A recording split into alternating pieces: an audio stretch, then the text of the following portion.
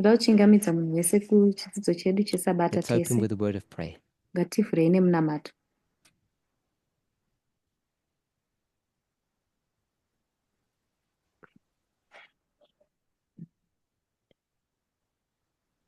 Holy God, we thank you Mwari vatsvene, tinokutendai that you have done so much for us. kuti makatiitira zvakawanda. The blessings that we receive, Zvikomborero zvatinogamuchira we cannot number. hatigoni kuzviverenga. But what we do know Asi chatinoziva is that the work of our Lord and Saviour kuti basa raMwari wedu namuponesi changes us, rinotishandura, changes the world, rigoshandurawo nyika, and changes the course of history. uye rigoshandura mafambiro ari kuita nhoroondo. As all these elements come together, Apo zvinhu zvese zvaakuuya pamwe chete, we, isu, the world, nyika, historical events, zviitiko zvakaitika muhistory, we ask that our will might align with your will. tokumbira kuti kuda kwedu kugonanganisana nekuda kwenyu, Our minds with your mind. pfungwa dzedu nepfungwa yenyu. In Jesus' name. Muzita Amen. raJesu. Amen.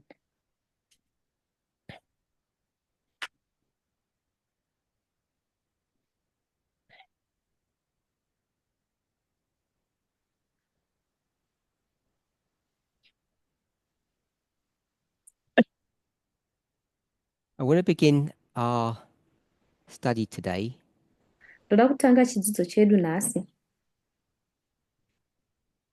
with the Spirit of Prophecy quote, nequotation yemuSpirit of Prophecy, which is taken from First Selected Messages, page 344, paragraph 1. inotorwa kuFirst Selected Messages 344 paragraph 1.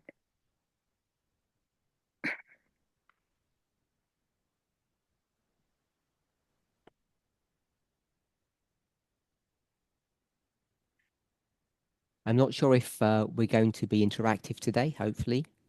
Handizi kuti change chitaurirana here nhasi, tinovimba kudaro. If not, then I'll do most of the talking. Kana tisingataurirani then tichataura zvakawanda. So we'll read the passage together. Tichaverenga passage yacho tese. Hopefully the translators have it translated by now. I'll read the whole passage, paragraph. It's quite short and it will give them time to catch up.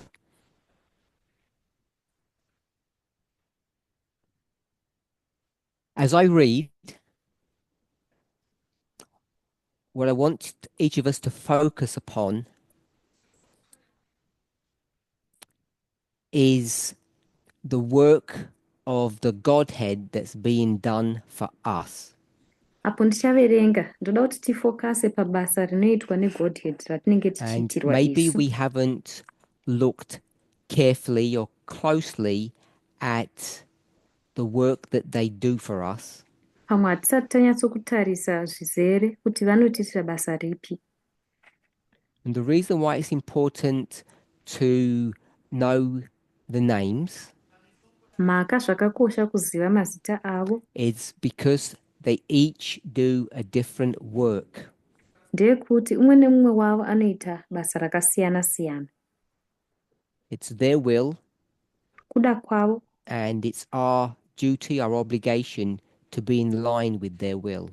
uye ibasa redu kuti zvido zvedu zvinge zvakanangana nezvavo.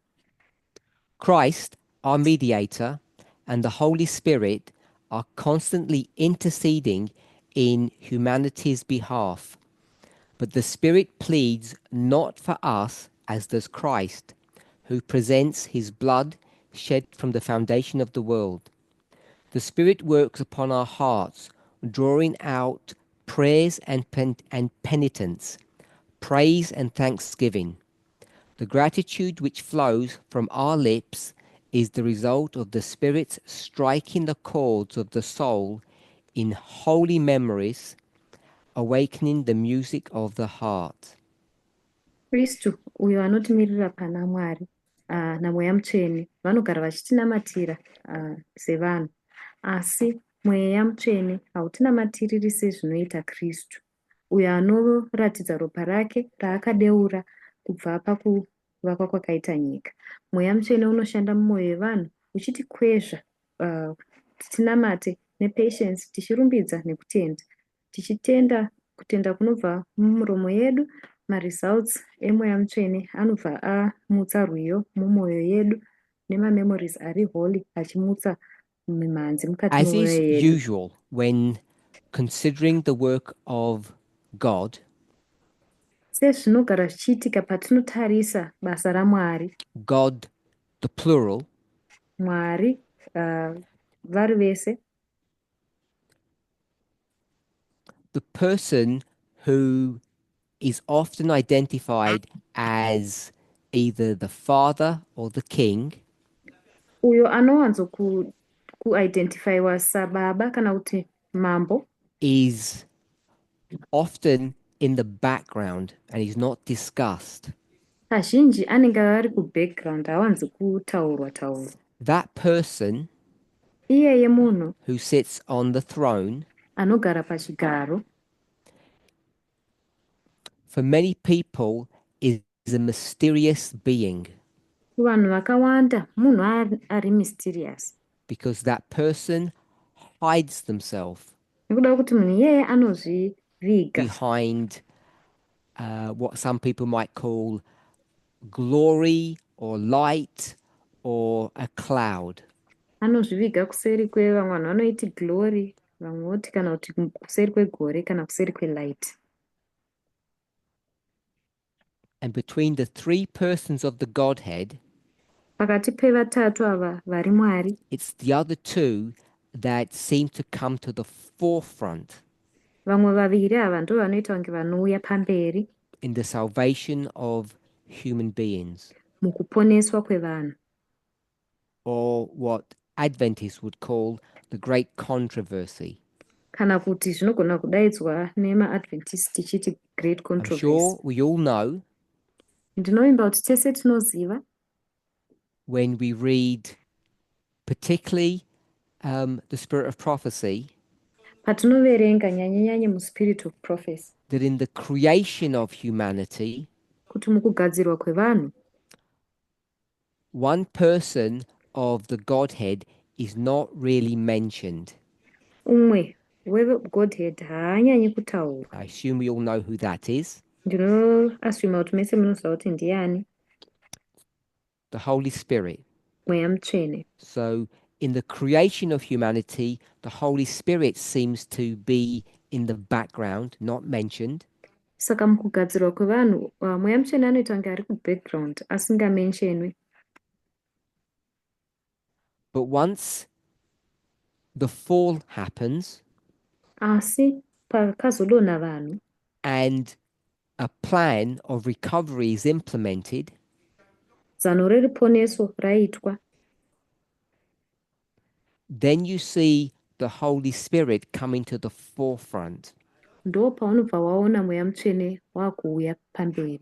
So that's the backdrop of this paragraph. Saka ndo kunobvira paragraph iyoyi. So it deals with Christ. Saka inobata nezvaKristu. Guess we should say the Christ. Togona kuti the Christ kana kuti Kristu. And the Holy Spirit. Nemweya Mutsvene kana kuti the Holy Spirit. And what I want us to see, zvandoda kuti tione, as we consider both persons, apo tiri kutarisa vari vaviri, is even though we might understand each of the three people in the Godhead to be coexistent and equal, kuti kunyange tikanzwisisa vari mugodhead ava kuti vanoexista vese uye equally vakaenzana, powerful, kuti vane masimba akaenzana, of one mind, one heart, vaine pfungwa dzimwe chete, mwoyo umwe yet you chete, see that they take on different roles. asi tinoona kuti vanoita mabasa akasiyana-siyana. And I want us to be clear, Ndoda kuti zvijeke, not only in this study, kwete muchidzidzo chino ichi chete, because we won't really be able to talk with each other, nokuti pamwe hatisogoni kuzotaura pamwe chete. but you leave the study and you meditate upon this passage. Pamunosiya chidzidzo maakuzofunganya nepaseji ino, We all need to be clear tese zvinofanira kutijekera of the different roles that they have and the work that they do. nemabasa akasiyana-siyana avainavo nebasa rakasiyana ravanoita.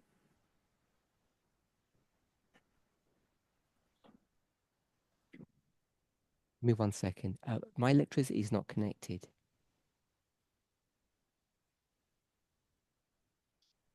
Adjust it here. Okay. Unplug it. I know.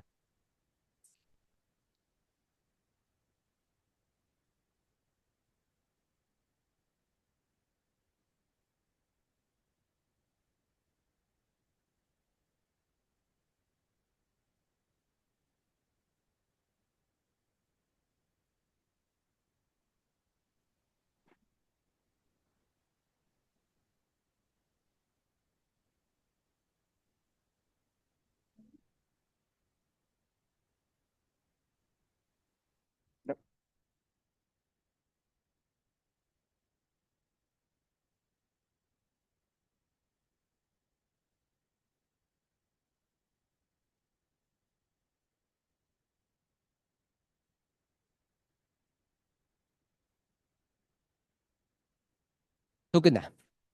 Yes. Apologize for that delay. Tino urombo nedelay. So we have two persons of the Godhead.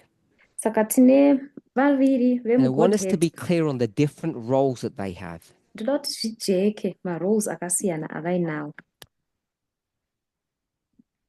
Christ, our mediator, and the Holy Spirit are constantly interceding in our behalf. Kristu mumiririri wedu nemweya mutsvene vanogara vachitinamatira. So, can anybody tell me what intercede means? Pane anogona kutiudza kuti intercede zvinorevei here?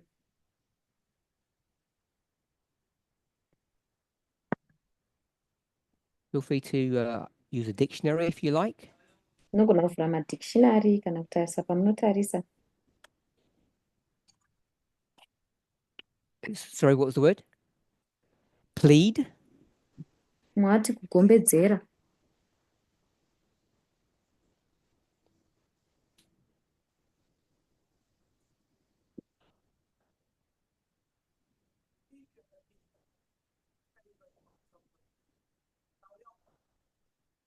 So, to plead or to speak Mwati kugombedzera kana on kutaura. behalf of somebody. Achitaurira pamusoro pemumwe. Are we all okay with that definition? Iyi definition yakanaka here?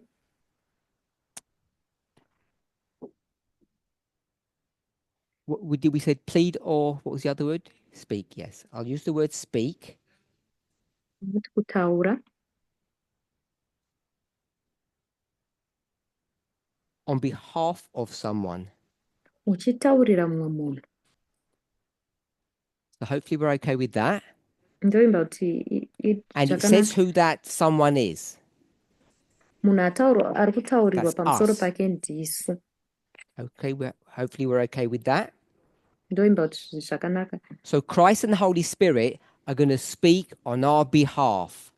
Saka Kristu nemweya mutsvene vachanotaura So vachititaurira. the question is, Mubvunzo ndewekuti to whom?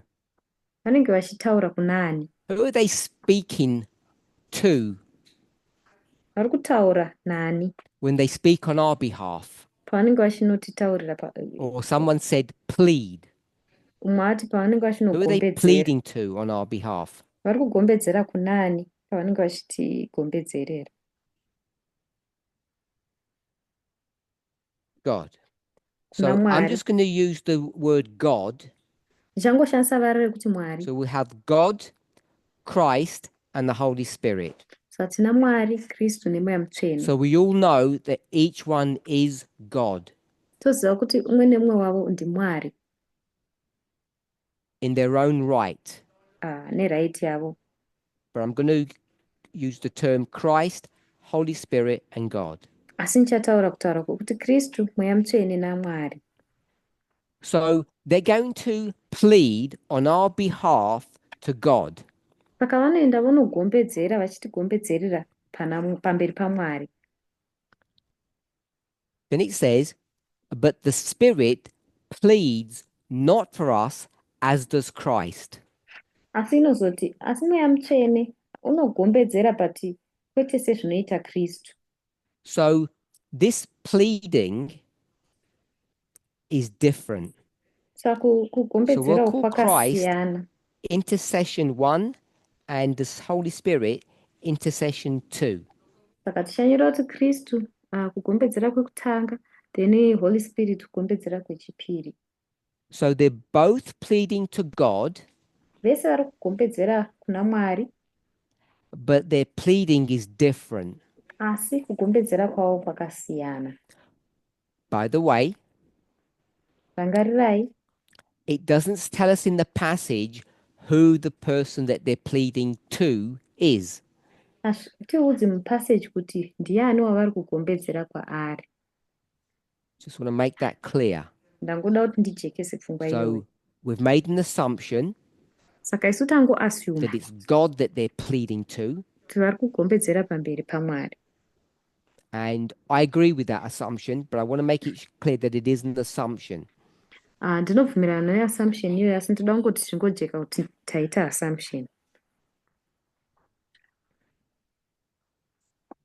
When we use the word assumption, patinoshandisa vara rekuti assumption, often when people use the word logic, kazhinji vanhu pavanoshandisa vara rekuti logic, and you contrast assumption with logic, kucontrasta assumption nelogic,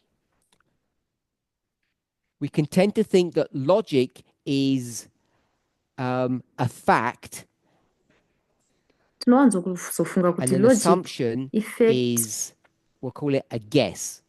then assumption kungofembera. But I want to suggest Asi ndoda that an kusuggesta assumption can be very strong. kuti assumption inogona kunge yakatosimba For a zvakanyanya. scientist, you might call it a thesis. Kana uri scientist unogona kuidaidza uchiti thesis. And logic, if you use logic, kana uchishandisa logic, it doesn't mean it's correct. hazvisi kureva kuti iri correct. You can do things in a very logical way and still do things wrong. Unogona kutoita zvinhu nenzira iri logical, asi ungoita I want us to chiri be wrong. clear on that. Ndoda kuti izvi zvinhu zvijeke. So they're both pleading, but they're different. Saka vari vaviri vari kugombedzera asi vakasiyana. I don't know if you all have the passage in front of you. Hamene kuti tese tawana passage pamberi pedu here. If you don't, Kana I'll just have musina, my translator read it again. tichangoiverenga zvakare. And we'll read in English. We'll read the first sentence, Sentence yekutanga. Kristu mumiriri which ends wedu. in the word thanksgiving in the English. Go ahead. Kristu mumiriri wedu namweya mutsvene vanogara vachigombedzerera munhu. Asi mweya mutsvene unogombedzera kwete uchigombedzerera isu sezvinoita Kristu, uyo anopresenta ropa rake raakadeura kubva pakavakwa nyika ino. Mweya mutsvene unoshanda pamusoro pemwoyo yedu uchikwezva minamato, patience, kutenda nerumbidzo. So it gives us some information about Christ's. It uses the word intercession. So what is Christ's intercession based on? Saka intercession yaKristu iri based nechii?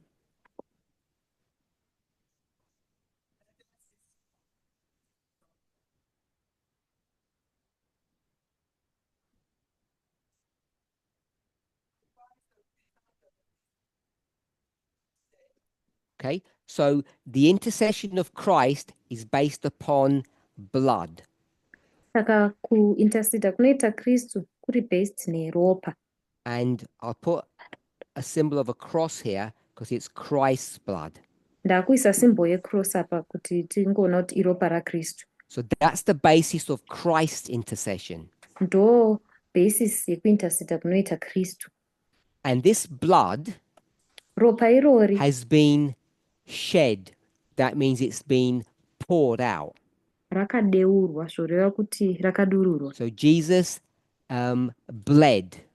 Saka Kristu akatobuda ropa. And it tells you when that bleeding begins.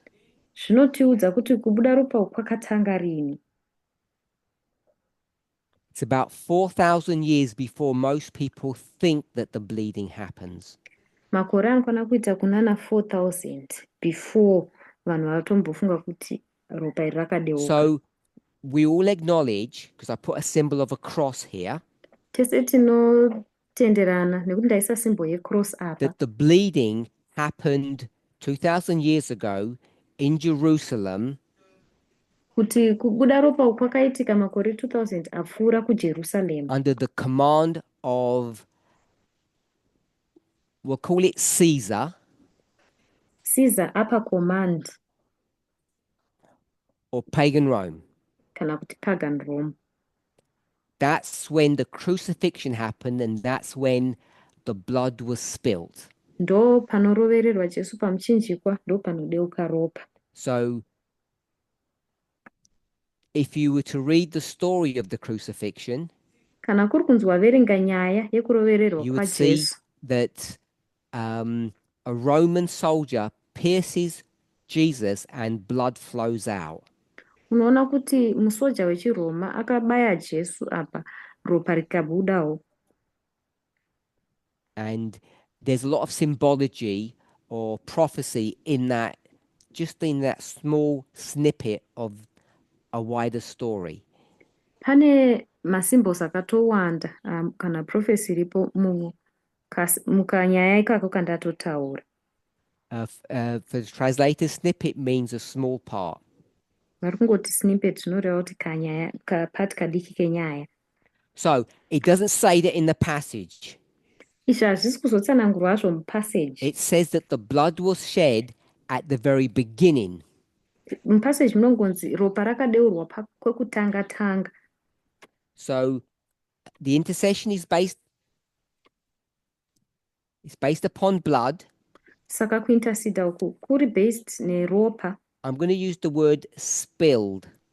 Ropa rakadeurwa. Before I use the word shed, now I've just used spill. Ndanichimboshandisa vara So that rekuti blood ropa was spilt rakashedwa. or shed, So ndakuti ropa iri not at the cross. rakadeurwa So kwete when was it pamuchinjikwa. spilt? Saka rakadeurwa papi. I know what it says in the passage. Ndinoziva kuti mupassage zvanzi chii. So I know it's what it says in the passage. Ndiri kuziva kuti mupassage zvanyorwa zvichinzi chii. But tell me when that was. Asi ndiudzei kuti ndirini. What waymark would we put there? Tingaisa waymark patinoisa ipapo. Here's the cross. Uyu ndiwo muchinjiko.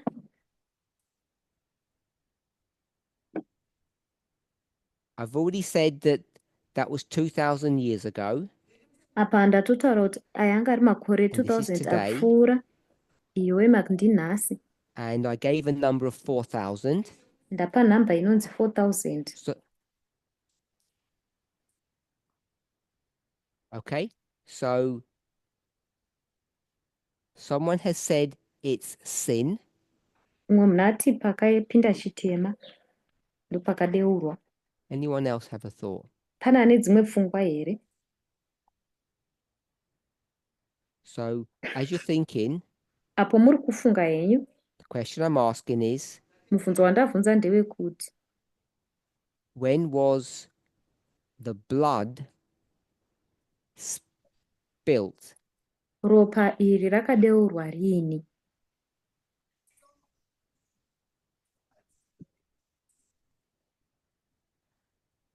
So what we're trying to understand is what the foundation of the world means. Vatoda kuzama kunzwisisa kuti foundation yeworld yanyorwa iri So kureva if no one chii. else has any thoughts, Kana pasina ane zvaari kufunga nezvazvo. you do, Marilyn? At Eden. Umwe ati So I've got sin paEden. here. Saka panapa umwe And ati you know sin chitema. happened in Eden. Tinoziva kuti chitema chakaitika muEden. So when you say Eden. Saka iwewe pauri kuti Eden. 1 second. When you say Eden. Pawati Eden iwewe. If on the board, do you mean here or here? Uri kureva here apa before chitema kana apa after? Before or that the second question is at sin. Mubvunzo wechipiri ndewekuti pachitema here pachakaitika kana kuti before. Iye ati before. So Marilyn says the blood was spilled before sin happened. Saka Marilyn ati ropa iri rakadeurwa chitema chisati chaitika. I'll extend the line. Ndichawedzera line. And I'll put Eden here. Ndonyora kuti Eden pano. Carry on. Enderera mberi. 1 second.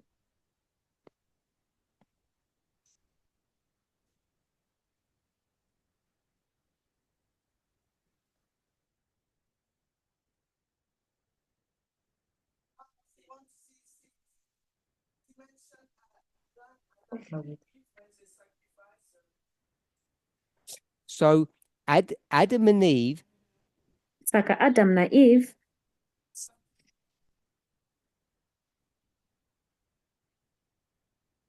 So Marilyn said.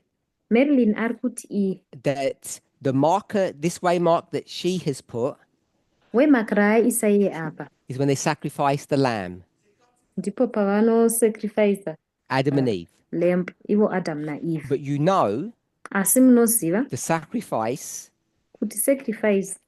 Is here after sin. Iri pano apa. Mushure mechitema. So have another go. Saka unogona kutangidza futi. I'll help you a little bit. Ndichakubatsira. So the statement is foundation of the world.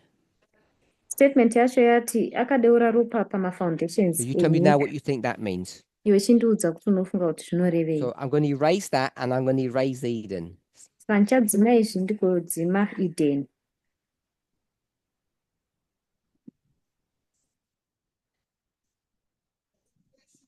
Creation. Hands creation. So that's on day 6. Ndopazuva rechi6. Okay, that's when you think the blood was spilled. Ndopaunofunga kuti ropa rakadeurwa. Robert.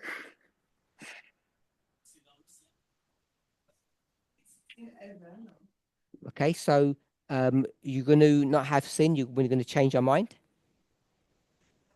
Akuchinja pfungwa dzake. So originally you said it was at sin. Iwambotanga wati zvakaitika pachitema. So now you want to change your mind? Saka wakuchinja zvaunga wataura here. Okay, so I'm going to erase sin. Saka ndakudzima chitema. Marilyn said creation. Marilyn ati pakasikwa nyika. And now you're saying heaven. Umwe akuti kudenga. Is correct? Okay. Ndizvozvo here. Anyone else? Pane mumwe here. So, people read Genesis chapter 1 differently. Vanhu vanoverenga Genesis chapter 1 zvakasiyana siyana. And I'm assuming most of you understand that there are 6 days of creation. Ndinonzwisisa kuti pane maday 6 ecreation. But sometimes people are not sure. Asi dzimwe nguva vanhu havasi sure. Of what was happening before day number 1. Kuti chii chaiitika zuva rekutanga risati ravapo. I call it day 0. Ndichati paday 0. So obviously you can't have day 0.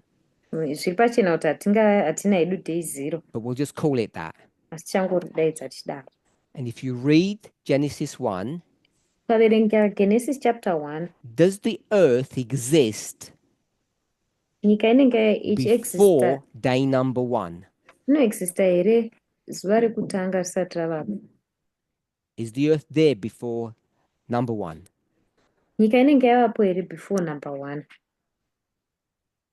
Well, Stephanie says yes. Stefani ati hongu. Anybody say no? Pane mumwe anoti kwete here? No? Sarah says no. Mumwe ati kwete.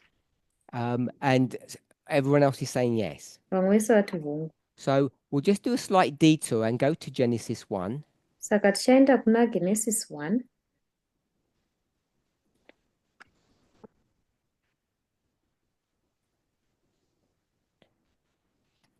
So it's in verse 2. Iri paverse 2. It says the earth Inoti nyika didn't have any, we'll call it any shape. yakanga isina shape. It was empty. Yakanga isina And there chinhu. was darkness Uye kwakanga kuine rima.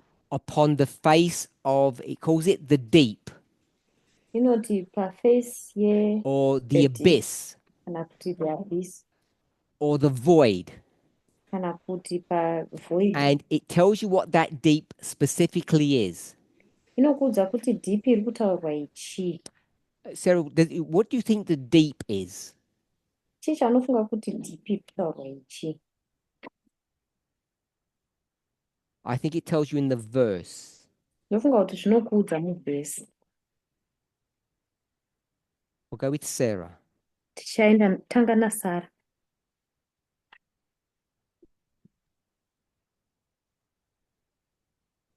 What does, yes, it says there was darkness over the face of the deep. Pakanga paine dima pausu hwepakadzika. And my question is, what is the deep? Mubvunzo wangu uri kuti pakadzika apa pai? The void, emptiness. Hanzi zviri kureva kuti So if void you kana kuti read the emptiness. second half of the verse, Ukaverenga second half yevhesi iri.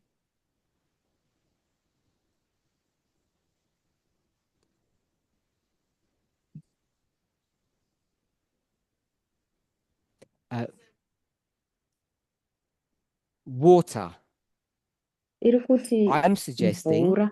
Indiri that the kusuggesta deep kuti deep iri kutaurwa apa is a reference to the water. iri kureva mvura yakanyorwa apa. It's called a void. Inodaidzwa ichinzi It's called the void. deep. Inodaidzwa ichinzi the deep. It's water. Iri kunzi futi So before mvura. day number 1, Saka zuva rekutanga risati ravapo, before there was any light, pasati pamboone chaedza, there was this earth that was with water. paiva nenyika iyo yanga izere mvura. And then in verses 3 and 4, Ndima ya3 na4 that's when light is created. ndipo panogadzirwa chiedza. And that's day number 1. Ndo zuva rekutanga. Once you have the compartmentalization of night from day, that's number 1. Taita muganhu wekuti manheru nezuva ndo zuva rekutanga. But before that, Zvisati there's only zvaitika izvi darkness, panenge pangori nerima.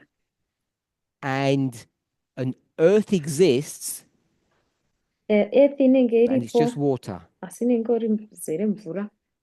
Does that sound okay? Zviri kunzwisisika here? So in our passage that we're reading, Saka mundima iyi yatiri kuverenga it uses the term iri kushandisa vara rekuti foundation. foundation Of the earth. ye-earth. Now we know that the word foundation means the very thing at the bottom. Tinoziva kuti vara rekuti foundation inoreva chinhu chiri pazasi zasi. That everything's built upon. Zvinhu zvese zvakavakirwa pamusoro pacho. So in the imagery of Genesis 1, Saka muimagery yaGenesis 1, the foundation of the earth foundation ye-earth is its very beginning. ndiko kutanga kwayo. And that was before day number 1. Zvakaitika zuva rekutanga risati ravapo.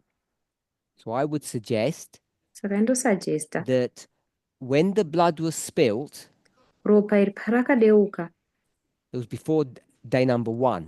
zvakanga zviri before zuva rekutanga. So we might have different opinions. Togona kunge tine maopinion akasiyana-siyana. And if we're going to say it was before day number 1, Kana tikati raiva before zuva rekutanga, that means before creation. zvinoreva kuti before creation. So the blood was spilt before creation. Saka ropa rakadeurwa zvinhu zvisati zvasikwa. And that means even the creation of the planet as we know it. Zvotoreva kuti kugadzirwa kwenyika sezvatinoiziva iri So zvairi. that spilt blood, Ropa iroro rakadeuka as it says on our timeline, sezviri kutaurwa patimeline yedu, must have happened in heaven. rinofanira kunge rakadeurwa kudenga. So we need to understand that as poetic language. Saka tofanira kuinzwisisa sepoetic language. So someone spoke about creation. Munhu ataura nezvekugadzirwa kwenyika. So it's not the literal creation in Genesis 2. Haisi literal creation yemuna Genesis 2. But this spilling of the blood Asi kudeurwa kweropa iri happens kunoitika in heaven kudenga when creation apo is discussed. nyaya dzekusika And we're dzakataurirana. all familiar with that story. Iyi nyaya yetinoiziva. The two people of the Godhead go into a meeting. Vaviri vegodhead vakapinda mumeeting, They have a discussion voita nhaurirano, and they decide vodecida everything that's going to be done. zvinhu zvese zvichaitika. And they say, if something happens that goes wrong, Votiwo kana paine chimwe chinhu chichaenda wrong, Jesus, the Christ, Jesu iye Kristu will give his blood for humanity. ndiye achapa ropa rake Not just for humanity, kupira munhu, kwete munhu for chete, the whole universe. kuuniverse yese. So, the blood was spilled long before we sinned. Ropa rakadeurwa kare kare vanhu vasati vatadza. And if that's the case, Kana iriyo nyaya the yacho, blood was spilled ropa rakadeurwa before Lucifer Lucifer became Satan, asati ava Satani, before there was war in heaven. pasati paane hondo kudenga. Hopefully we're all okay with that. Ndovimba kuti izvi zvakanaka.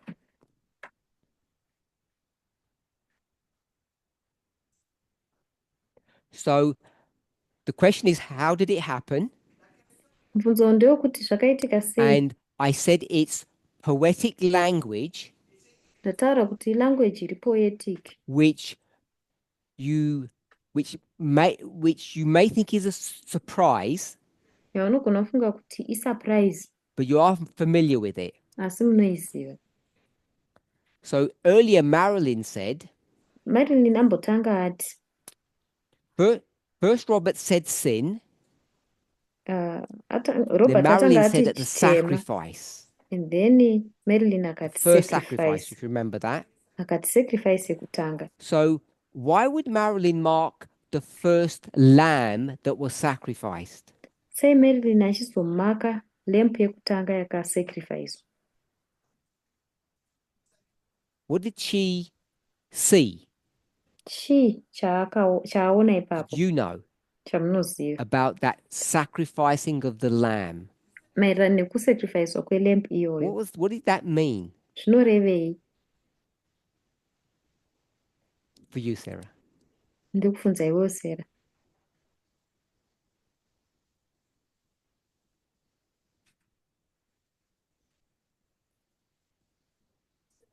Le sacrifice. Cela rappelle le sacrifice de Christ qui va à venir. Christ's sacrifice. Kristu uyo Good. chipiriso. So you hongu. can see why she chose that. Saka unogona kuona kuti sei asarudza izvozvo. Now you know Iwe a unoziva lamb is not Jesus, lamb haisi Jesu, but it's a symbolic representation, asi isimbo or what the Bible will call kana kuti zvinodaidzwa nebhaibheri zvichinzi a promise. chitsidzo. So when the lamb is sacrificed, Hwayana that's a painosacrificewa promise. You chitsidzo. agree with that? Zvinotenderana nazvo here? She said, yes. So what is the promise? Saka chitsidzo Okay, chiripo ndechekuti kudii? Keep the mic. What is the promise Chitsidzo chacho of that ndechekuti lamb kudii? dying? Chekufa kwehwayana iyi. You finish the sentence. It's a promise of. Chitsidzo Oui, de sauver l'humanité. Ah, pardon. Save humanity. Let's do it. A proper comparison. The lamb spilling its blood tikakompeya hwayana ichideura ropa rayo is a promise chitsidzo that chekuti Va venir en fait, se sacrifier sous la croix du calvaire.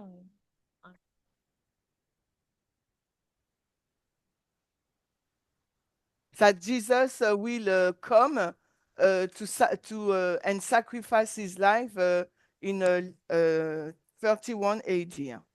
good. kuti Jesu aizouya ozosacrifice upenyu hwake 31 The AD. sacrifice of the lamb Saka kusacrificewa is a kunoita promise hwayana iyi that 4,000 years later, Jesus will do the real thing. chitsidzo chekuti makore 4000 achazoteera Jesu ndiye achazofa zvemazviro kwazvo. Oh, good. Zvanaka here? When prophets speak about that promise, Maprophets pavanotaura nezvechitsidzo depending ichi upon the point they want to make, zvichifanira kuti vanoda kuburisa pfungwa ipi, they mark the beginning vanomaka kwekutanga where Marilyn did zvaitwa naMarilyn at the sacrifice, but pakubaya sometimes they mark kwechipiriso, it in a different place. asi dzimwe nguva vanoimaka panzvimbo yakasiyana The promise. chitsidzo ichocho. And you can mark the promise when Jesus gave his word.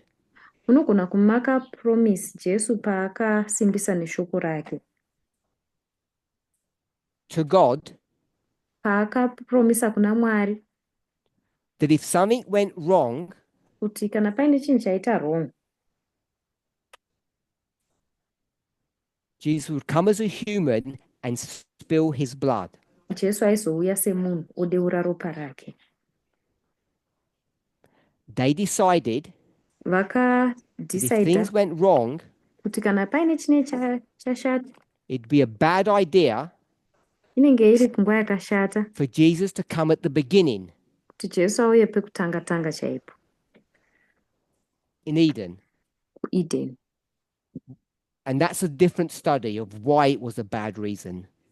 Ichi chidzidzo chakasiyana chekuti nemhaka yei yanga iri reason yakashata. So they decide, Saka vanosarudza we'll wait 4,000 years before Jesus comes.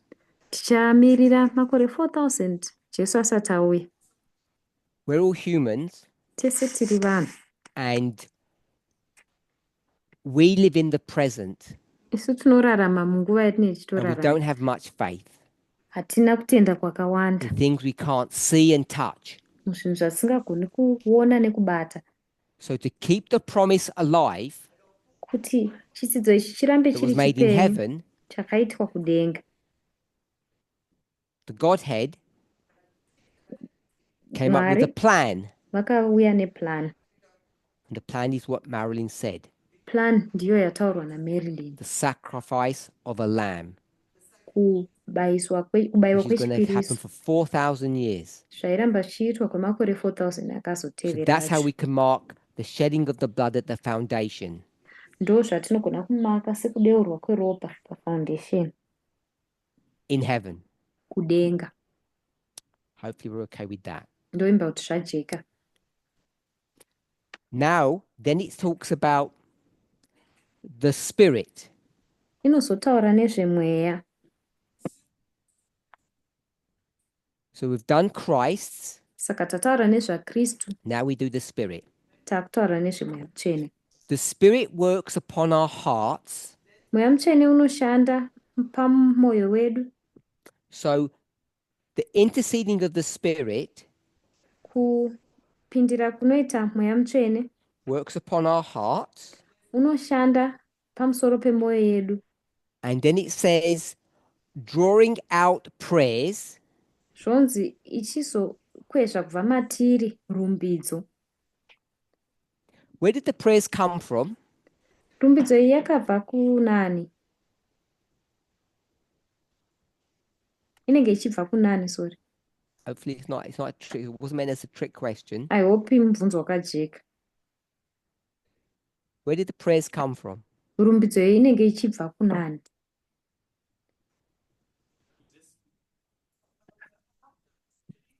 Okay, so it's from the human, Saka inobva not from kumunhu, the spirit. kwete kumweya mutsvene wacho. So we agree with that. Saka tinobvumirana nazvo. Where? Inobva pai?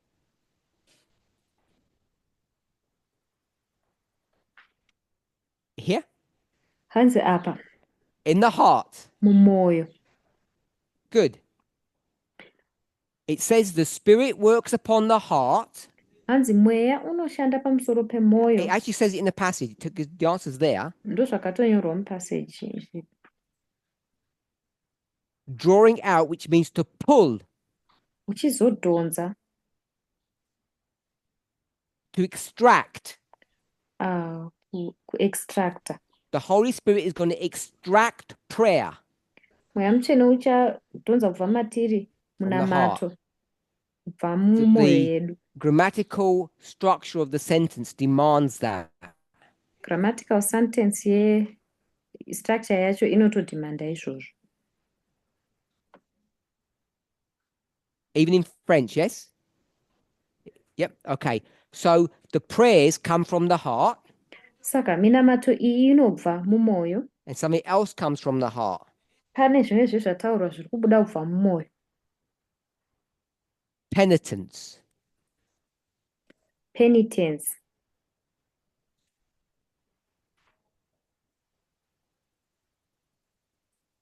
Okay, so what is penitence? Saka penitence yarehwa So apa chii? in different languages, it can have slightly different connotations. Malanguage akasiyana-siyana zvogona kureva zvakada kuti siyanei. I'm going to call it sorry. Ndichaidaidza ndichiti Are you sorry. okay with that? Zvakanaka here? Yeah, or regret even in English. Yeah. Kana kuregreta. Sorry is regret in French, and we will say regret as well. Kana kuti regret.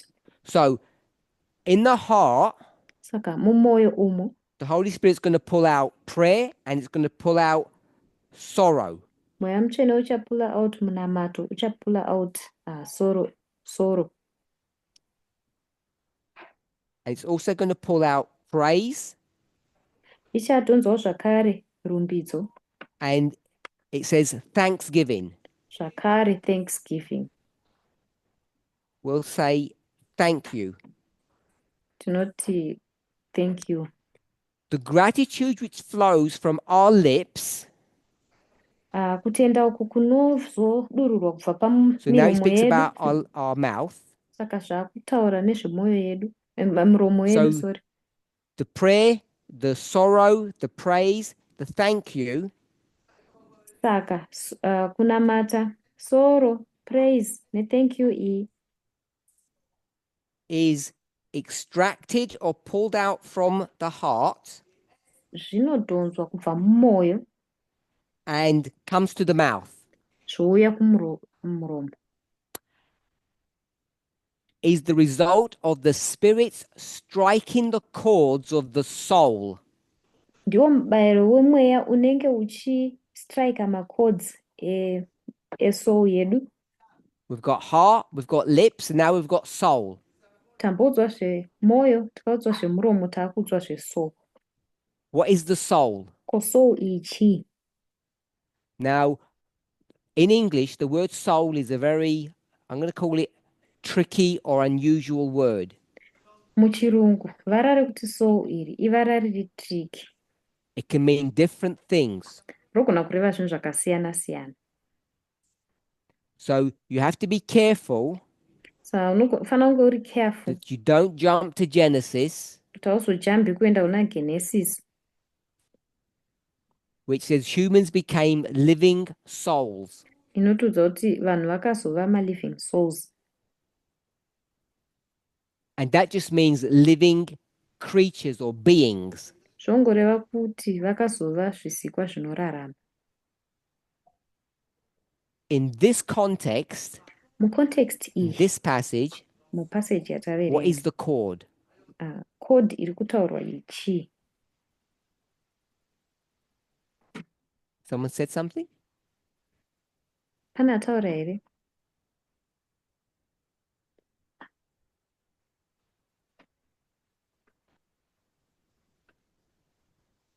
Sonia, you saying something?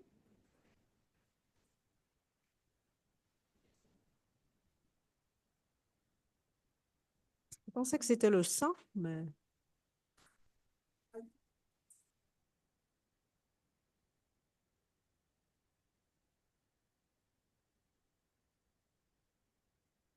Center. In this paragraph, what else is at the center? Hanzi pakati pemoyo. Saka muparagraph iyi chii chimwe zvakare chiri pakati.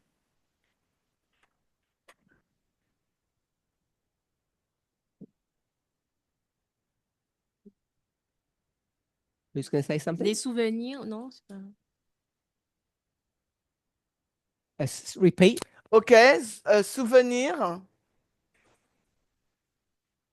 Memories. Hanzi pane Where are ndangariro. memories held? Ndangariro dzinochengetedzwa pai.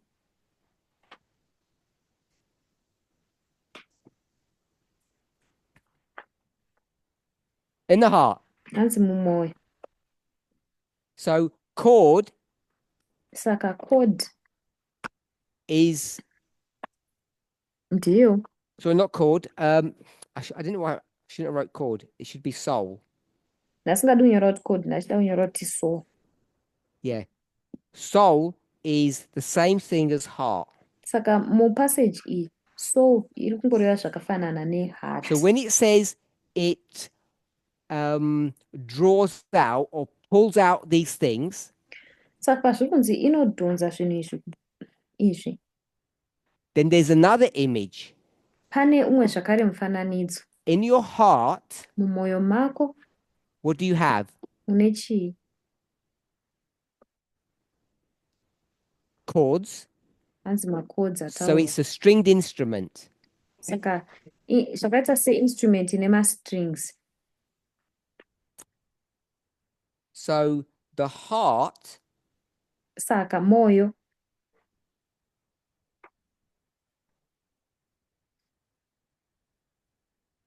is like a guitar. unenge wakadaita sezvakaita gitari. And the Holy Spirit Mweya mutsvene is going to do what? unodii?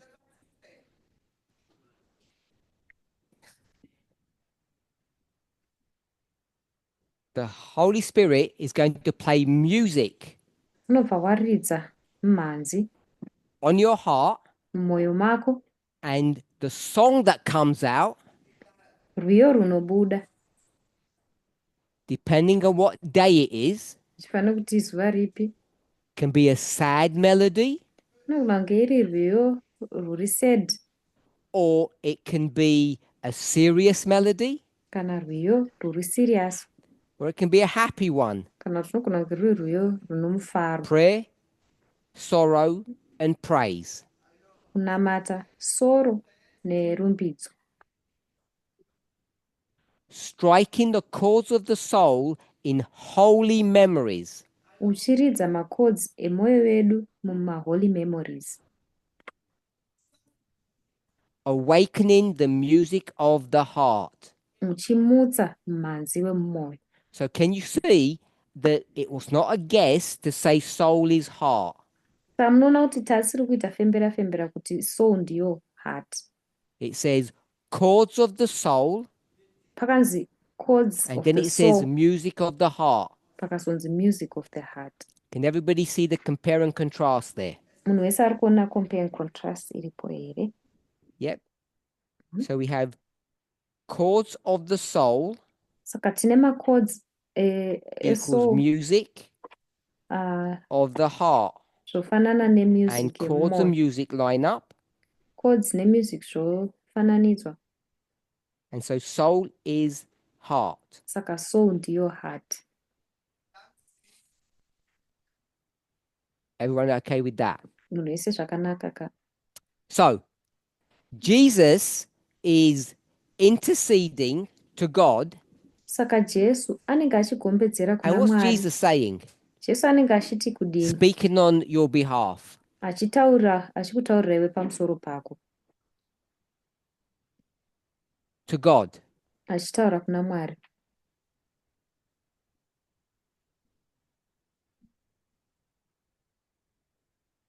What's Jesus saying to God? Jesu anenge achiti kudii kuna Mwari? Robert? Robert. Jésus dit à Dieu que nous pouvons être sauvés. En fait, il nous défend devant Dieu. So he defend us to God. He's going to defend us Hanzi achati defender in front of God. pamberi paMwari. Marilyn? Marilyn. Il dit à Dieu, j'ai versé mon sang pour eux. He said to God, he shed his blood for them. Hanzi anoti kuna Mwari, Okay. ini ndakadeura ropa rangu ndichideurira vanhu ava. Anybody else want to say anything else? Pane mumwe here ane chaanoda kutaura? So we said to whom, Saka tati kunani? and everybody agreed it was God. Munhu wese atenda kuti kuna Mwari. So let me paraphrase what Robert and Marilyn said. Regai ndiparaphrase zvataurwa naRobert naMarilyn. And tell me if I've paraphrased it correctly. Mondiudza kuti ndazviita paraphrase chaizvo chaizvo here. God Mwari looks at you vanokutarisa and isn't very happy. ende vanenge vasiri kunyatsokufara. They be angry, Pamwe vanenge vakati tsamwei. upset. Vari He says, upset. now Voti izvezvi I'm going to kill you. ndakuzochikuraya. And Jesus says, Jesu vati, please don't do that. tokumbirawo musadaro. Angry God, Imi Mwari because vakatsama. I spilled my blood for them. Nekuti inika ndakadeura ropa rangu Is that chivadeurira. a fair paraphrase of what you said? Uku kuparaphrasa kuri fere kwezvawataura uku. They both said yes. Vese vari vaviri vati hongu. Okay. Alright. So I didn't try to trick you. Handina kuzama kukutrika. Hopefully we can say this nowadays. Ndoimba kuti takugona kuzvitaura So izvezvi. what they both agreed to, Saka vari vaviri zvavatenderana kwazviri. and I'm sure many people agree with what you said. Ndinoimba kuti vanhu vakawanda vanotenderana nezvavataura. So there's an agreement Saka pane kubvumirana.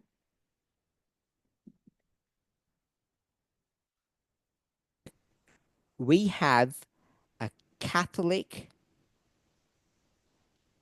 doctrine. Kuti tine doctrine rechikatoliki. I'm going to call it mindset. Ndichati vanhu vane mindset yechikatoliki. So what's the Catholic mindset? Saka mindset yechikatoliki ndeyekuti kudii?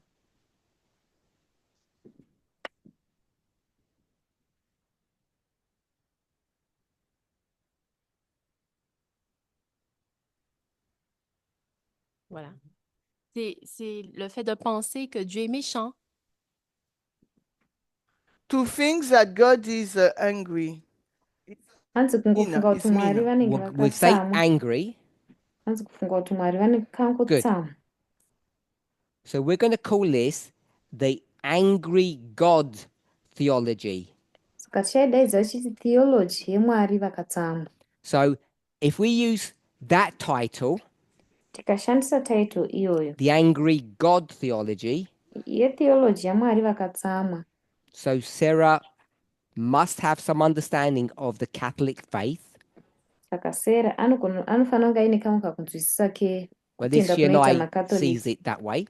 Kristi inini newe tinozviona nenzira iyoyo. I'm not criticizing their religion or their belief. Handisi kushoropodza I'm looking chitendero at this chavo, objectively, ndiri kuzvitarisa zviri objective. hopefully. I hope. So the angry God theology. Saka theology yaMwari vakatsamwa. So if I have to ask you now Ndikakubvunza izvezvi a different question, mubvunzo wakasiyana, that person we call God, iye watinoti Mwari uyu, not Jesus kwete or the Holy Jesu Spirit, kana Mweya Mutsvene, is that person munhu iyeye angry at you? akakutsamwira here? Haven't you seen those emojis where the head blows off and there's steam coming out? Kana makamboona maimoji aya ekuti musoro unenge wakaputika Or chiuchi the other one where you chichibuda, do a palm face? kana kuti paya paunorova emoji yemunhu akabata kumeso kuya kuya, So you do something wrong, kuti unenge waita chinhu chiri wrong. and this God says, Mwari uyo obva akuti again, atanga I'm futi, fed up with these people. ndaneta nevanhu ava, So upset. ndakatsamwa chaizvo. And Jesus says, Jesu obva ati please, my tokumbirawo blood, ropa rangu, let's calm down. ngatimbodzikanisai hana. The God that you believe in Ndiye Mwari waunotenda maari as an Adventist. And I'm emusabata. pretty sure everyone's going to say no. Ndinoziva kuti munhu wese achati kwete. Sonia. Dieu, il est lent à la colère. Et, comment on dit ça? Bring Et it amour, right close. miséricordieux. Yeah. One second. So I said that God is really slow to anger and is really merciful. Hanzi ndati So, Mwari ari slow kuenga I think uye everybody would anotsinzira agree tsitsi. with what Sonia said. Ndofunga kuti munhu wese anobvumirana nezvabva kutaurwa naSonia, That she doesn't believe in an angry God theology. kuti haatendi mutheology yaMwari vanenge vakangotsamwa, That God isn't like that.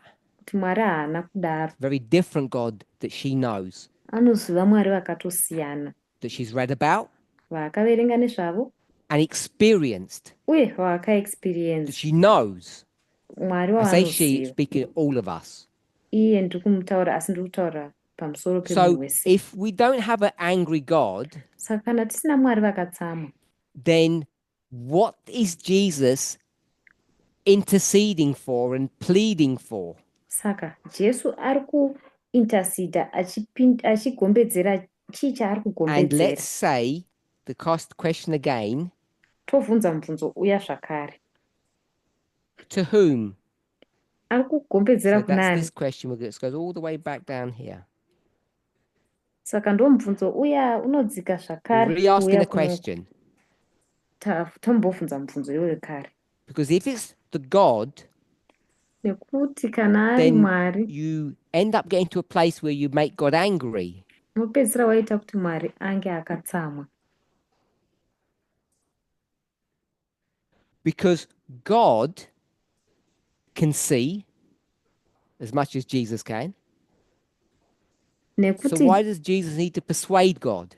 Mwari anogona kungoona sezvinongoita You Jesu. see, it doesn't make sense. Saka sei Jesu achifanira If God's not angry with kutonyengetedza you. Mwari? Hazvimeki sense. So, Hazvinoita kunge anenge Robert. akakutsamwira. Saka Robert, D'après le texte, en fait, finalement, toute l'action de Jésus, c'est pour nous. Based upon the passage, all Jesus' action is for us. Nous n'avons sezvataurwa pas mupassage, conscience de la action valeur que yaJesu Dieu yese met en iri nous. kuitirwa isusu. We do not have we do not realize our value for Christ. Hationi value yedu kuna Kristo. Veut que nous puissions le comprendre afin que, au-dedans de nous-mêmes, nous puissions le louer. So God wants us to know Him, that we can praise Him deep in our heart. Nekuti Mwari Nous anoda avons kuti été créés à timuzive l'image de Dieu. tigomurumbidza mumwoyo yedu.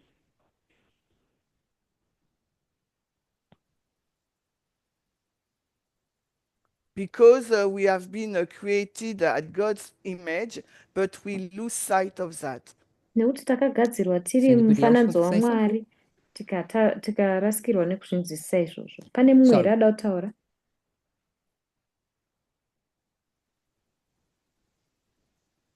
Nous pouvons dire aussi que Dieu connaît nos faiblesses par rapport au péché. Et So we can say that God knows our weakness regarding the sin problem. Saka togona kuti Mwari anoziva weakness yedu here donc, maererano neproblem yechitema. Dieu, par son amour, justement, Jésus, puis du moins, par son amour, intercède du côté du Père pour nous. So God, because of God's love, Christ intercede for us. Nekuda tell me kwerudo what rwaMwari, interceding Jesu anoti means. intercede, achiintercedera isusu. Iwe saka ndiudza kuti kuinterceda uku kuri kurevei?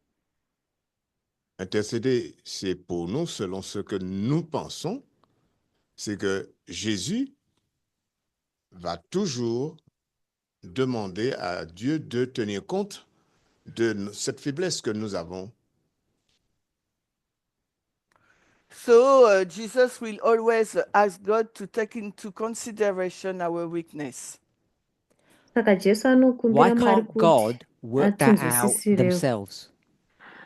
Saka sei Mwari asingagoni kungozvinzwisisa pachezvake? C'est pas que Dieu ne le comprend pas, Dieu le comprend. It is not that God cannot understand it, He understands it.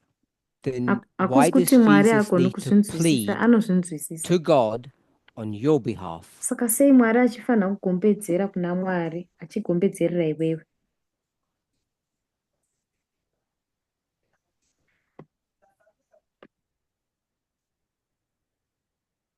Alors, moi, je dirais, c'est simplement parce que nous avons l'ennemi qui est là et qui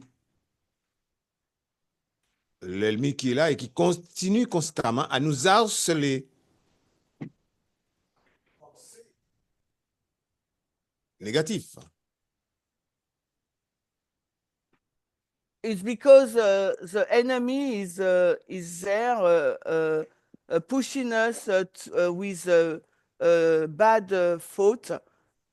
Yes, with bad thoughts. Inyaya yekuti muvengi So, anenge aripo achiti accusa nezvinhu Dieu est notre zvakashata. avocat. Donc, il est là pour nous. Donc, nous venons à lui pour lui demander nos requêtes. Et de là, il le fait véhiculer vers Dieu. Voilà. So I will say that Jesus is our defender, our lawyer, and is present our request to God. Saka ndichati Jesu ndiye So- defender yedu, lawyer wedu, Go ahead, Steph. anenge achitimirira pamberi paMwari. Dire que à cause du péché, notre nature a changé. Et donc, comme notre nature a changé, on a besoin d'un représentant, d'un intercesseur qui présente la nature acceptable devant Dieu. So I will say because of sin, our nature has changed. So we need somebody who will intercede in our behalf, that he can present the correct nature that God will accept. Saka hanzi nekuda necha So, yechitema chedu tofanira Sonia kuzopresenta mentioned an necha yakanaka interesting inogamuchirwa word a naMwari. minute ago. Saka pane vara rataurwa naSonia riri interesting. And if we picked up on it, hamina kuti tari nhonga here, lawyer. hanzi gweta. So I want to suggest Ini ndoda kusagesta that the question was, to whom is the intercession happening or targeted? kuti intercession iyi iri kudirectwa kunani? As we saw a lamb, which is an animal, Sezvataona hwayana inova iyo can animal be personified or turned into a person. inogona kushandurwa kuita munhu. We can do that, can't we? Tinogona kuzviita. Yeah. Mhm. The whom is not God. Ari kubvunzwa uyu haazi Mwari. Jesus and the Holy Spirit are not interceding to God. Jesu nemweya mutsvene havasi kugombedzera kuna Mwari. If you go down that path, Ukaenda nenzira iyoyo, the only place it will take you nzira yega yaichakusvitsa is to the angry God theology, ichakusvitsa kune theology yaMwari which is a vakatsamwa. Catholic theological position or viewpoint. Inova theological position kana muono wechikatoliki. We, Isu, I can say we, Adventists, ndogona kuti isu maadventist say the whom tinoti uyo ari kutaurwa uyu is the law. ndiwo mutemo. It's the law that is being petitioned. Mutemo uri kukumbirwa kwauri. The intercession is being targeted to the law. Intercession iyi iri kutageta kumutemo. That's the object of the petition. It's not God. Ndo object yekuri kugombedzerwa, haasi Mwari.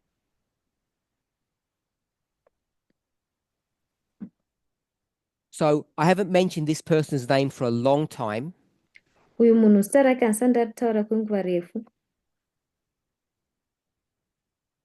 I'm going to call him an English poet. Ndichamudaidza kuti munhu wemapoemu wechirungu. His name was John Bunyan. Aidaidzwa achinzi John Bunyan.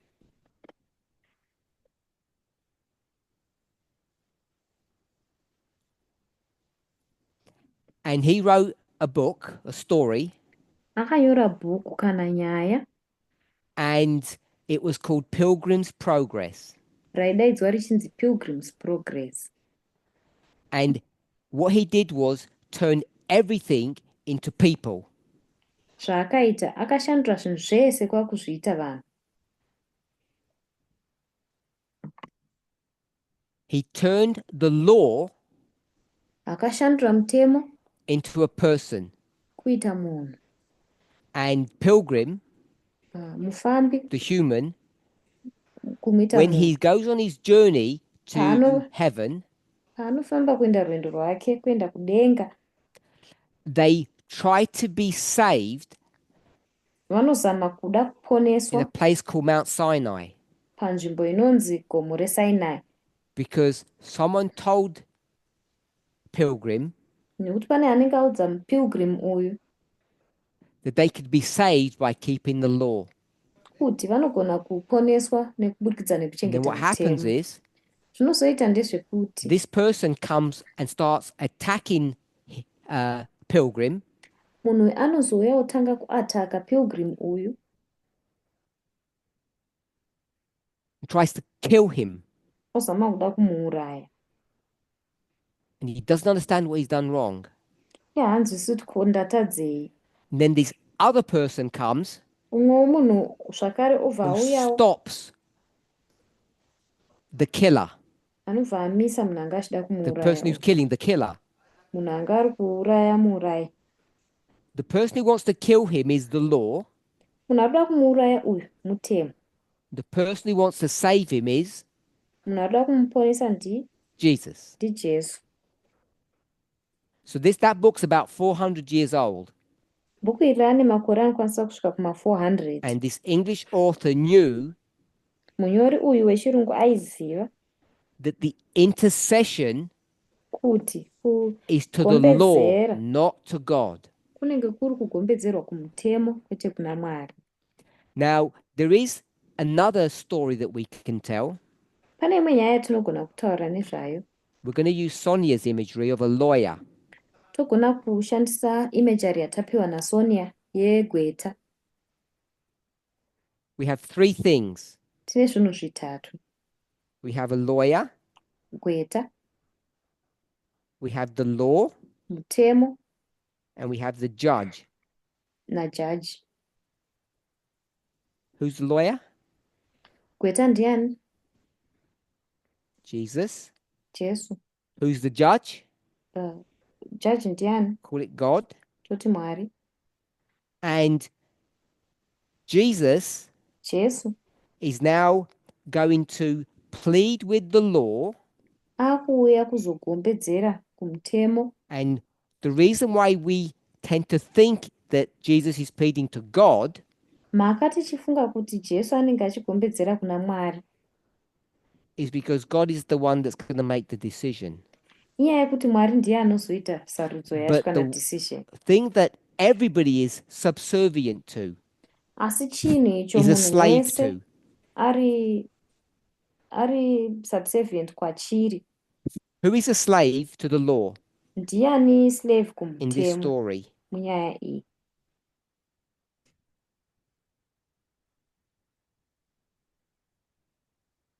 We're not in this story. Munyaya iyi hatimo.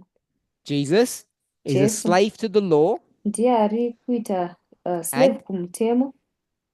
Zvakare it's on the board. zviripo pabhodhi. God.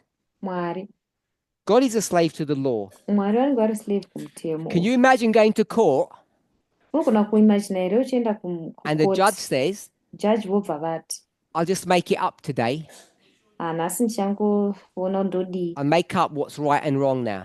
ndongofunga kuti chiri right nechiri wrong ndechipi muzuva ranhasi chete. Who would accept that? Ndiani anogamuchira izvozvo? No one. Hapana.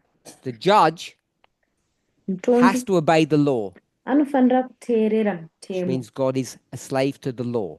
Zvoreva kuti Mwari anototeerera So mutemo. I want to suggest Ndoda kusajesa that this passage that we've read kuti ndima iyi yataverenga is that Jesus ndeyekuti Jesu is interceding to the law, vari kugombedzera kumutemo. and it's built upon a model Zvakavakirirwa pamodel that the law yekuti mutemo becomes unozova a person. munhu. That's the parable. Ndiyo parable yacho. It's personified, Unoitwa personified, like it's got feelings sekunge une mafeelings and emotions. nema-emotions. And if the law says Mutemo ukati iwo you have to do right unofanira kuita zvakanaka, and you can't do wrong, haugoni kuita zvakashata. we call wrong what? Zvakashata tozvidaidza chiti chii? What do we call wrong? Sin. Tinozvidaidza chiti chitema. And what's the wages of sin? Mubayiro wechitema chii? Death. Ndiro rufu.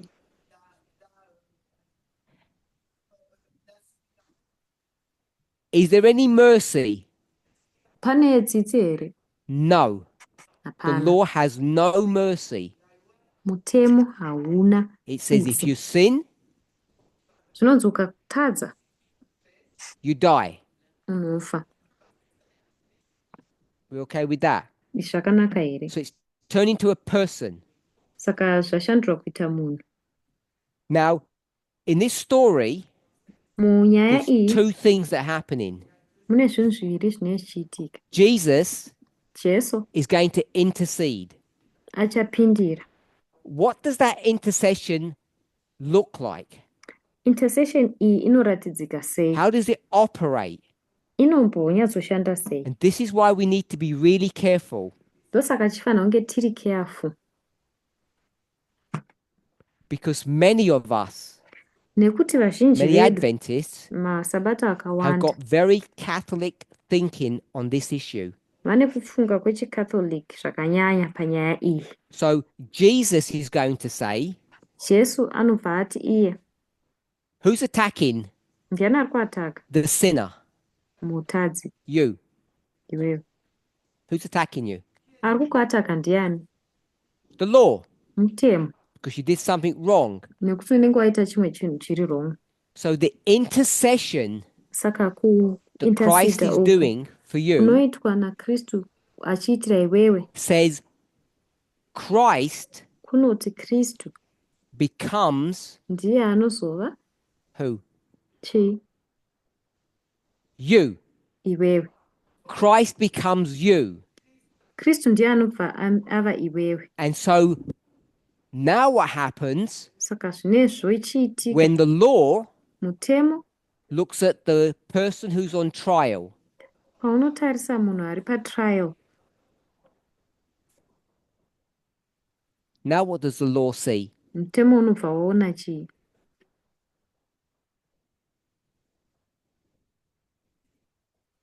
When you look at Jesus, Paunotarisa Jesu you see no crime, unoona pasina crime, innocence. unoona innocence. So in order for Jesus to have the right to take your place, Saka kuti Jesu ave neright yekutora nzvimbo yako iwewe, Jesus has to pay your price. Jesu anofanira kubhadhara mubhadharo wanga uchifanira kubhadhara. His death for Rufu your death. rwake iye anofa pachinhambo chokuti iwe We're okay with ufe. that? Zvakanaka here izvi? Holy Spirit, what's the Holy Spirit doing then? Mweya Mutsvene uri kuitei? We already said the Holy Spirit Tatozvitaura kuti Mweya Mutsvene goes to the guitar, unoenda kugitare riya, strums the chords, woridza tambo and dzacho. all of this beautiful music comes out. Mumhanzi unotapira uyu wobuda. The beautiful music is prayer. Mumhanzi wakanaka uyu ndiwo munamato. We're going to call it proper prayer. Tichati munamato wemazvirokwazvo. We're going to call it sorrow, Tichaidaidza kuti soro, praise, rumbidzo, and thank you. uye kutenda. That's the song that the heart plays.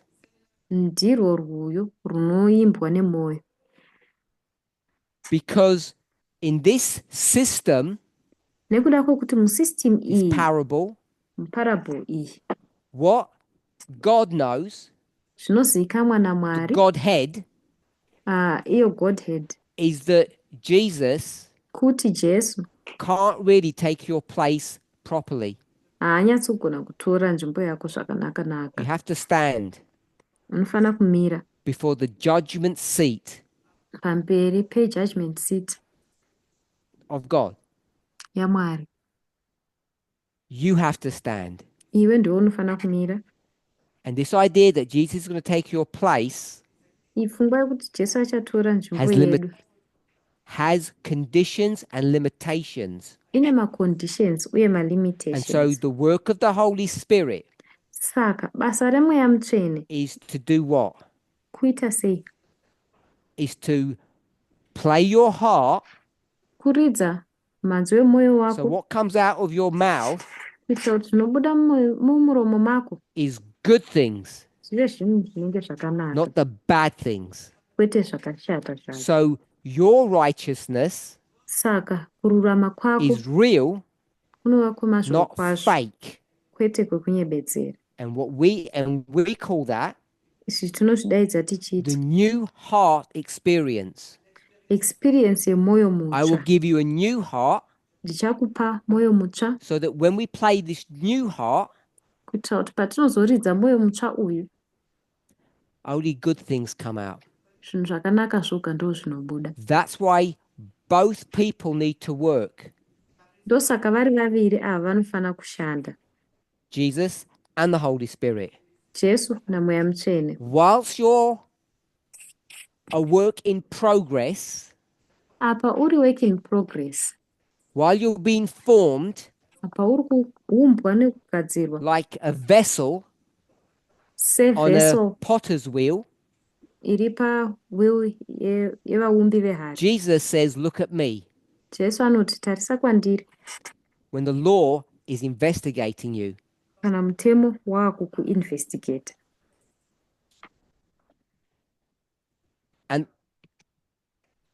and the Holy Spirit Mweya Mutsvene is saying to you, unoti kwauri you need to change, unofanira kushanduka, new heart. uve nemwoyo mutsva. So, the reason why this is significant Mhaka izvi zvichizova is that we significant need to move away ndeyekuti tinofanira kubva from the angry God theology. kubva pafungwa yeMwari vanenge Now, I vakatsamwa. said that was Catholic, Ndataura kuti ndezvechikatoliki, but it's not just Catholic, but havasi makatoliki chete, because the sanctuary system nekuti system yesanctuary it wasn't designed this way, haina kugadzirwa nenzira iyoyi, but it ends up asi inopedzisira teaching yodzidzisa what? kuti kudii, That God kuti Mwari is angry. vakatsamwa. That's what ends up producing, Ndozvainopedzisira yakuproduce, because it gets corrupted. nekuti inokoraptwa. And so Jesus is going to come, Saka Jesu anozouya going to sweep away obva atsvaira that system that is now corrupted, system iyi yava corrupt, because everybody thinks God is angry. nekuti munhu wese anenge achingofunga kuti Mwari vakatsamwa. So you better pay your tithes, Saka imi chitobhadharai matithe enyu, you better offer your lamb, motoofa zvipiriso zvenyu, even if it's expensive. kunyangwe zvichidhura, Because if you don't, nekuti mukasadaro God will be angry with you. Mwari vanenge So vakakutsamwirai. Jesus sweeps all of this away, Saka Jesu anotsvaira zvese izvi, and that brings us zvinobva zvatiunza to Hebrews chapter 8. kuna vaHebheru And chapter Hebrews 8. chapter 8 VaHebheru chapter 8 we'll discuss in our next study, tichazoitaura muchidzidzo chedu chinotevera, whenever that is. handizi kuti chiriko rini, Because Hebrews chapter 8 nekuti vaHebheru chapter is 8 connected to the question inobatanidzwa nemubvunzo that I received last week wandakawana vhiki rapfuura of diet.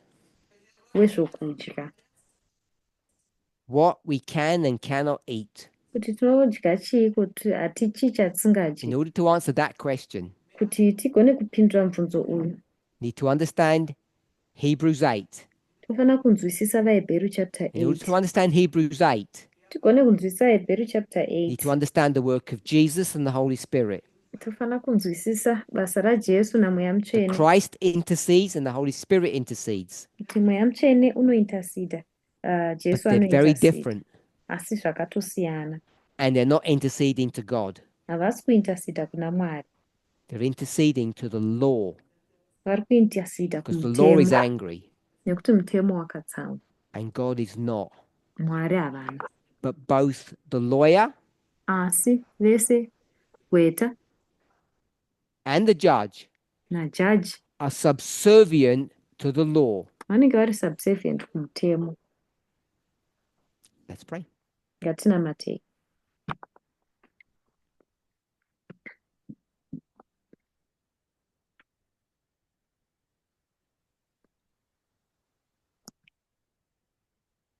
Holy God, Mwari vatsvene, dear Jesus, Jesu wedu, Holy Spirit, mweya mutsvene, we thank each of you tinotenda umwe neumwe wenyu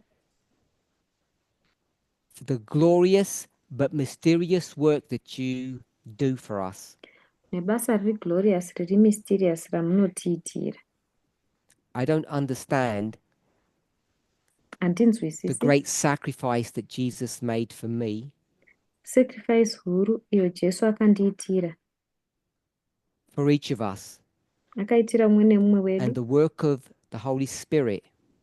uye basa ramweya Your mutsvene, work is even more mysterious to me. basa renyu riri mysterious zvakanyanya kwandiri. How you can change my corrupt heart kuti munogona kushandura sei mwoyo wangu uyo that can become wakaora, something that makes beautiful sounds. tichigova chinhu chinobudisa mhanzi yakanaka.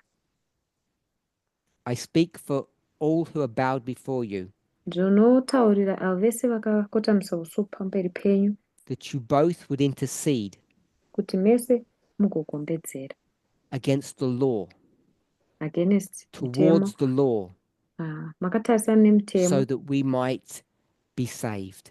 kuti tigonewo kuponeseka.